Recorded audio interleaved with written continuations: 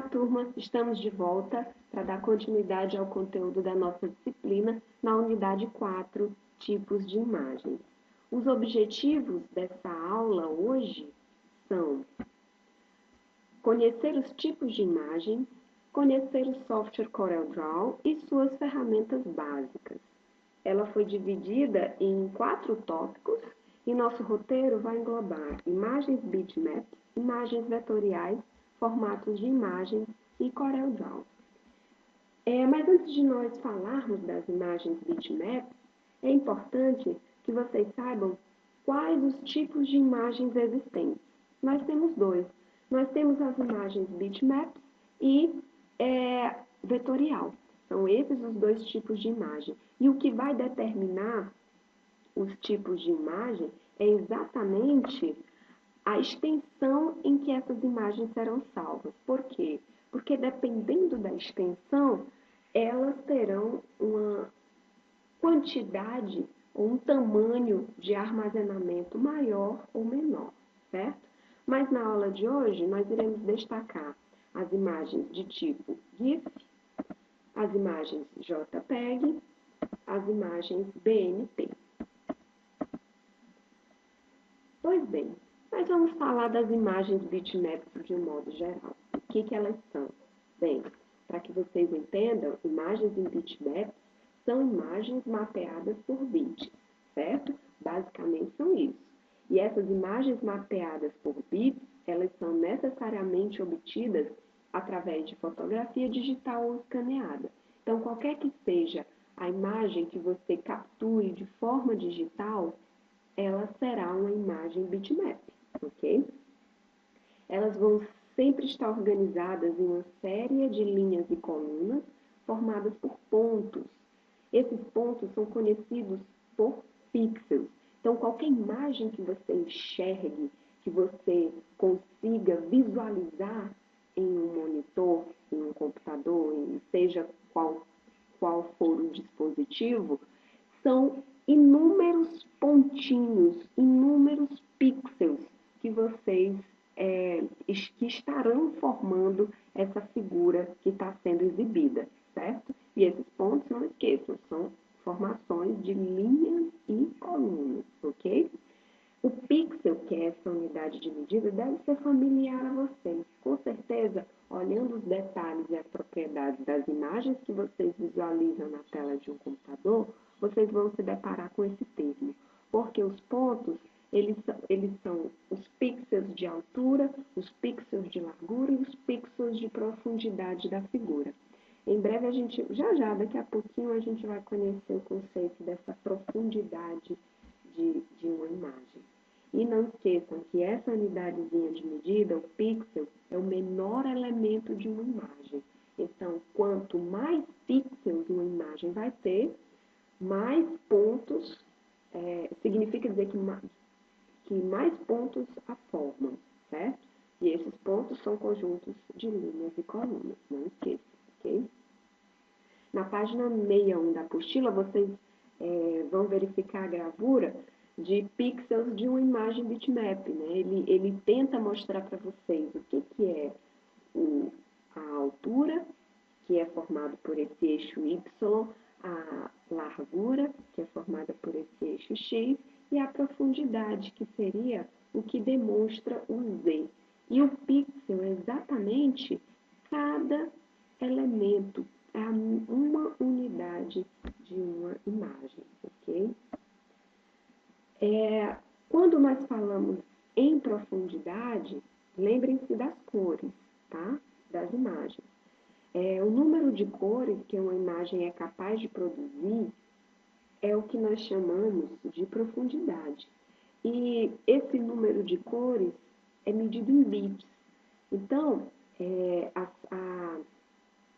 a quantidade de cores que nós vamos ter para uma imagem é uma quantidade de cores por pixel. Ou seja, um exemplo prático, uma imagem que só tem 2 bits, uma imagem muito pequena, que vai ocupar muito pouco espaço no seu computador, ele basicamente vai exibir 2 cores, certo? E a proporção interessante que vocês devem ficar sempre em mente é que quanto maior for a quantidade de bits por pixel, maior vai ser a quantidade de cores. Consequentemente, quanto mais cores você vai ter, maior vai ser a qualidade, melhor vai ser a qualidade dessa figura, e a gente vai já ver como que a gente pode medir essa qualidade, porque nós vamos conhecer o que é a resolução da imagem. Essa resolução, pessoal, é proporcional à quantidade de pixels que é contida em uma polegada quadrada da imagem. Então, a quantidade de pixels que você possui para uma imagem vai determinar essa resolução. Se vocês pararem para observar a gravura que vocês veem na apostila, vocês vão perceber que a resolução ela é melhor em algumas figuras e vai piorando em outras. Observe que a seta está indicando a figura que tem uma melhor qualidade, ou seja, uma melhor resolução. Essa figura ela vai ter um maior quantitativo de pixels, que são as unidades da nossa imagem, certo? E o que são esses pixels? Lembrem-se que os pixels são formados por aquele conjunto de pontos. Então, percebam que a imagem que vai possuir maiores pontos, maiores pixels, vai ser a que vai ter uma melhor resolução, que é o que está indicando nessa setinha. Então, normalmente, pessoal, a resolução ela é medida em dpi, que é pontos por polegadas. E quanto maior for a resolução da imagem, maior vai ser o tamanho do arquivo.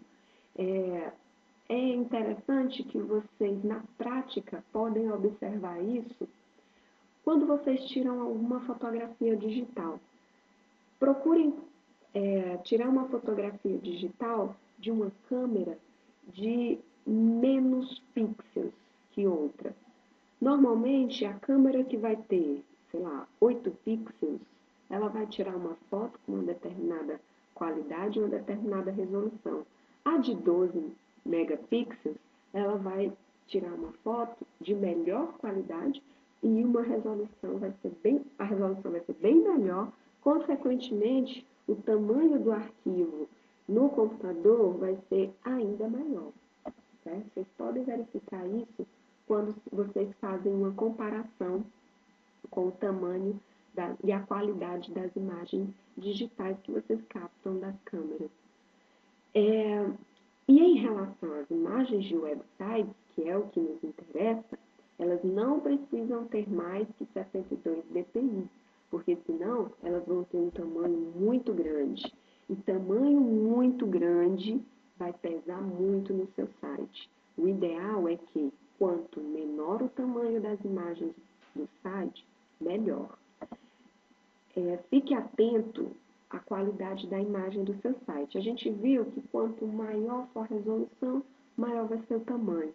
Se a gente vai ter muita resolução, a gente vai ter muitos pixels, consequentemente a qualidade vai ser muito boa. Pois é, o usuário, quando ele acessa o seu site, ele precisa acessar um site com imagens de qualidade. No entanto, essas imagens elas não podem ter um tamanho muito grande, porque o site vai demorar muito para carregar. Se ele tiver uma conexão muito ruim, que é o caso de muitas regiões do país, infelizmente, ele não vai conseguir visualizar o teu site. E pessoal, é o seguinte, quanto mais tempo o teu site demorar a carregar, mais usuários vocês irão perder. Pesquisas de usabilidade revelam, o usuário não passa mais do que 10 segundos esperando uma página ser carregada. Só se ele for uma exceção, se ele realmente tiver muita paciência, ele não espera. O site não carregou as imagens, ele vai embora, ele fecha a aba, abre outra aba, vai para outro site em que ele possa visualizar informações e ver imagens. Então, fiquem atentos a isso, ao tamanho das imagens que vocês colocam no site, mas não negligenciando a qualidade delas, certo? Então, qual é o desafio do desenvolvedor web? O desafio do desenvolvedor web, quando se trabalha com imagens, é exatamente trabalhar com imagens com boa qualidade e um tamanho satisfatório para o website, ok? Eu vou dar uma dica para vocês de uma ferramenta que nós podemos aliar as duas coisas, uma boa qualidade a um tamanho satisfatório para o website, no finalzinho da aula, tá? Mas antes disso, vamos falar sobre as imagens vetoriais, que é o outro tipo de imagem existente. Essas imagens, elas são construídas por intermédio de cálculos matemáticos, coordenadas cartesianas e vetores, certo? Podem ser redimensionadas sem perda de qualidade e ocupam menos espaço que as imagens bitmaps. Agora, para que elas possam ser trabalhadas, elas precisam de um software específico para isso. Nem todo software vai ser capaz de ler imagens vetoriais, certo? Por elas terem essa capacidade de serem redimensionadas sem perda de qualidade, os designers, que são os responsáveis por criar animações, por criar gráficos, muitas vezes por criar os layouts dos nossos sites, utilizam muito as imagens vetoriais para a idealização dos layouts. Os elementos que compõem a imagem vetorial, elas são independentes um do outro, certo? Por isso que você consegue editar as imagens vetoriais de uma maneira muito mais fácil do que as outras, do que um outro tipo.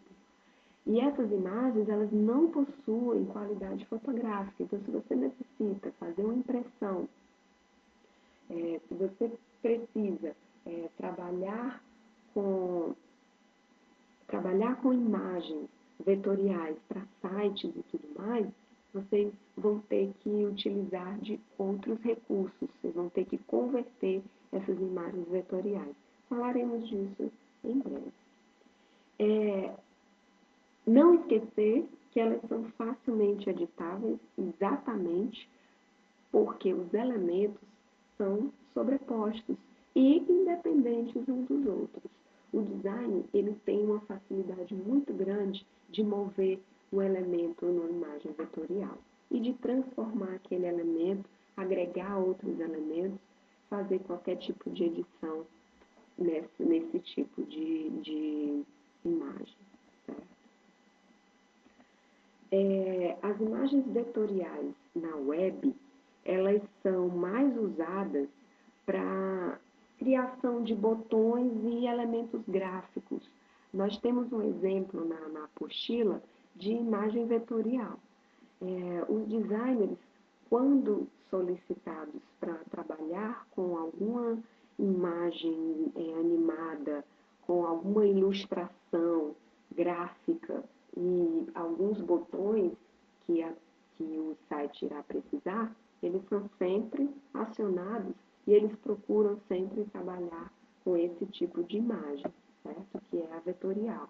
No entanto, vocês devem se ater a um detalhe.